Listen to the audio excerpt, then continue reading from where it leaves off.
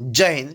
Gujarati study and education ચેનલમાં તમારા દરેકે દરેક મિત્રોનું હાર્દિક સ્વાગત છે. આજે આપણે વિડીયોમાં જોવાના છીએ કે મિત્રો ધોરણ 9 થી 12ની મિત્રો જે પરીક્ષા છે એ દ્વિતીય વાર્ષિક પરીક્ષા મિત્રો ટૂંક સમયમાં શરૂઆત થવાની તૈયારી છે. તો પરીક્ષાની પૂર્વ તૈયારી મિત્રો આપણે કેટલાક આગળની સાલના એટલે કે 2022-23ના મિત્રો જે બીજી વાર્ષિક પરીક્ષા મિત્રો પેપર છે તમારી સમક્ષ મૂકવાનો પ્રયત્ન કરીએ છીએ.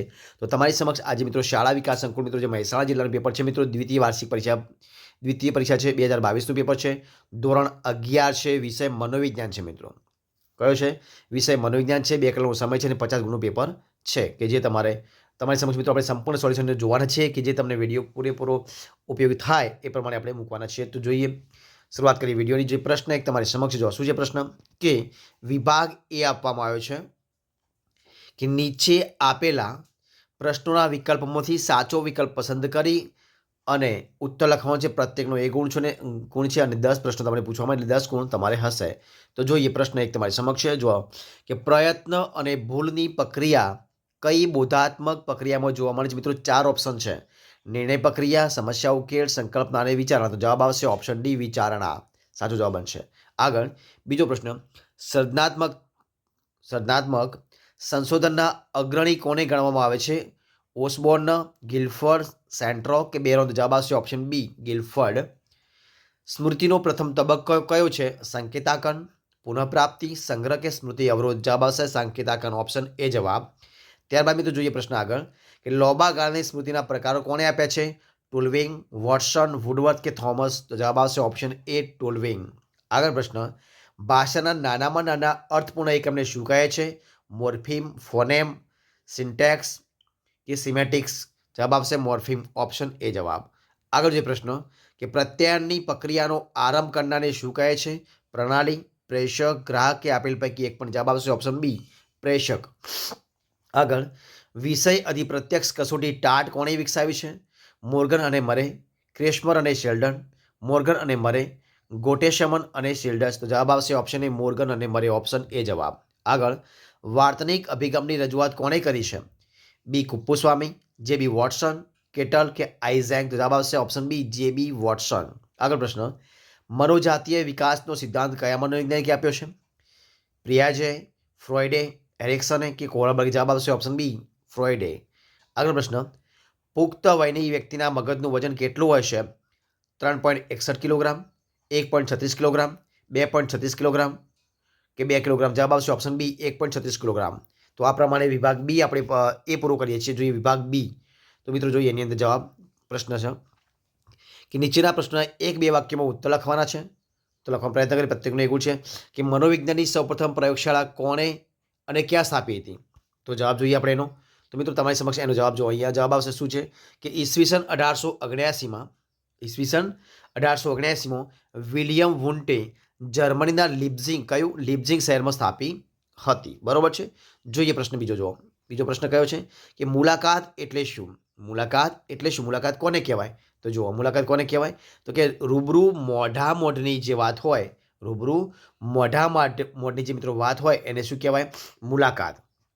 આગળ જે પ્રશ્ન આગળ કયો છે કે વૃદ્ધિ એટલે શું? 13મો પ્રશ્ન, વૃદ્ધિ કોને કહેવાય? તો વૃદ્ધિ એટલે મિત્રો કોને કહેવાય? તો જોઈએ કે વૃદ્ધિ એટલે ઉંમર વધવાની સાથે શરીરના વિવિધ અવયવોના વજન, કદ અને આકારમાં થતો ક્રમિક, પ્રગતિગામી અને પ્રમાણાત્મક ફેરફાર જેને વૃદ્ધિ કહેવામાં આવે છે. પ્રશ્ન આગળ જોઈએ 4થા નંબરનો. જો પ્રશ્ન કયો છે 4થા નંબરનો? તો કે પ્રશ્નાવલી એટલે શું? 14મા નંબરનો. જો શું છે? તો જવાબ આવશે કે પ્રશ્નાવલી કોને કહેવાય? તો પ્રશ્નાવલી એટલે નિશ્ચિત સમસ્યા માટે ચોક્કસ માહિતી એકત્રિત કરવાના હેતુથી તૈયાર કરવામાં આવેલો પ્રશ્નોનો સમૂહ જેને પ્રશ્નાવલી કહેવામાં આવે છે. ત્યારબાદ પ્રશ્ન જોઈએ કે વિકાસને અસર કરતા પરિબળો કયા કયા છે જણાવવાનું. તો જોઈએ વિકાસને અસર કરતા પરિબળો કયા કયા છે? તો જોઈએ આપણે તો કે વિકાસને અસર કરતા મુખ્ય 2 પરિબળો છે. કેટલા છે? 2 છે. કયા કયા? તો કે વારસો અને પર્યાવરણ. વારસો એક અને બીજું છે પર્યાવરણ, 2 છે. ત્યારબાદ જોઈએ આપણે આગળ પ્રશ્ન 16મા નંબરનું, કરોડરજ્જુ ક્યાં આવેલી છે? તો ક્યાં આવેલી છે મિત્રો? તો કરોડરજ્જુ આવેલી છે. ક્યાં આવેલી છે? તો કરોડરજ્જુ મગજના છેડેથી શરૂ થઈ શરીરના પીઠના ભાગમાં રહેલા કરોડના મણકાઓના પોલાણમાં સીધી પસાર થાય છે. ક્યાં આવેલી છે? કરોડરજ્જુ મગજના છેડેથી શરૂ થઈ શરીરના પીઠના ભાગમાં રહેલા કરોડના મણકાઓના પોલાણમાંથી સીધી પસાર થાય છે તે આગળ આવેલી છે. જે પ્રશ્ન નંબર આગળનો 17મા નંબરનો, તો કે તર્ક ક્રિયાના કયા 2 પ્રકાર પડે છે? તો એ 2 પ્રકાર પણ આપણે જોઈ લઈએ. તર્ક ક્રિયા તો 2 પ્રકાર કયા છે? એક નિગમલક્ષી તર્ક ક્રિયા અને બીજું છે વ્યાપ્તિલક્ષી તર્ક ક્રિયા. આ 2 પ્રકારો પડે છે. હવે જો પ્રશ્ન આગળ આપણે પ્રશ્ન આગળ કયો છે 18મા નંબરનો, વિસ્મરણ એટલે શું? વિસ્મરણ કોને કહેવાય? તો કે કોઈ બાબત માહિતી કે અભ્યાસ ભૂતકાળમાં શીખ્યા હોઈએ અને પછી જ્યારે તે માહિતીનું પુનરાવર્તન એટલે કે પુનરાવહન કરીએ તો તે પૂર્ણ સ્વરૂપમાં ન થાય તેને આપણે તે પ્રકારે આપણે કહીએ વિસ્મરણ, એટલે કે અડધું આપણે ભૂલી ગયા એવું આપણે કહી શકીએ છીએ. બરોબર છે. હવે જોઈએ પ્રશ્ન આગળ સી. જો પ્રશ્ન સીમાં જો શું છે કે નીચેના પ્રશ્નના ટૂંકમાં ઉત્તર લખવાના છે. દરેકના 2 ગુણ છે. જો શું છે કે વિચારણાના લક્ષણો જણાવવાના છે. આગળ પ્રશ્ન છે કે લાંબા ગાળાની સ્મૃતિ એટલે શું? શબ્દ સંયોજન એટલે શું? અથવા તો મોર્ફિમ એટલે શું? અને સ્વ ઉપદેશ એટલે શું? આ આપણે વિભાગ સી છે તમારી સમક્ષ મૂક્યો છે, એ તમારે લખવાનો છે. વિભાગ ડી જોઈએ મિત્રો આગળ, તો કે નીચેના પ્રશ્નોના મુદ્દાસર ઉત્તર લખવા. પ્રત્યેકના 3 ગુણ છે. બરોબર છે. તો કે ક્ષેત્ર નિરીક્ષણ એટલે શું? મનોવિજ્ઞાનમાં તેનું મહત્વ સ્પષ્ટ કરવાનું છે. PQRST પદ્ધતિ સમજાવવાની છે. ટૂંકમાં લખવાનું છે સ્વ એ કર્તા અને વિષય વસ્તુ તરીકે, અને શેર શાકના શાહીના ધાબાની કસોટી સમજાવવાની છે, અથવા તો સર્જનાત્મકતાના સોપાનો જણાવવાના છે. હવે આપણે વિભાગ ઈ જોઈએ. જો વિભાગ ઈની અંદર શું છે? તો વિભાગ એમાં નીચેના પ્રશ્નો સવિસ્તર ઉત્તર લખવાના છે. પ્રત્યેકના 4 ગુણ છે. તો કે માનવ ઉત્ક્રાંતિના સીમા સ્તંભો કયા છે? દરેકની ચર્ચા કરવાની છે. પ્રત્યયના કૌશલ્ય વિગતે સમજાવવાનું છે. સ્મરણની વ્યાખ્યા આપી તેના તબક્કાઓની વિગતે સમજૂતી આપવાની છે, અથવા તો સ્મૃતિ અવરોધ એટલે શું તેના પ્રકારો વિશે ચર્ચા કરવાની છે. તો મિત્રો આ પ્રમાણે તમારા સમક્ષ આપણે જે મનોવિજ્ઞાન પેપર છે એ મૂકવાનો પ્રયત્ન કરીશ. જો તમને વિડીયો ગમ્યો હોય તો એને લાઇક કરો, કોમેન્ટ કરો, તમારા મિત્રોને વિડીયો શેર કરો, અને છેલ્લે ચેનલમાં નવા હોય, ચેનલ સબસ્ક્રાઇબ ન કરી હોય તો Gujarati study education channel subscribe કરવાની વિનંતી છે. ફરી મળીશું એક નવા વિડીયો સાથે, નવા ટોપિક સાથે. ત્યાં સુધી બની રહો. જય હિન્દ, જય ભારત, બેસ્ટ ઓફ લક.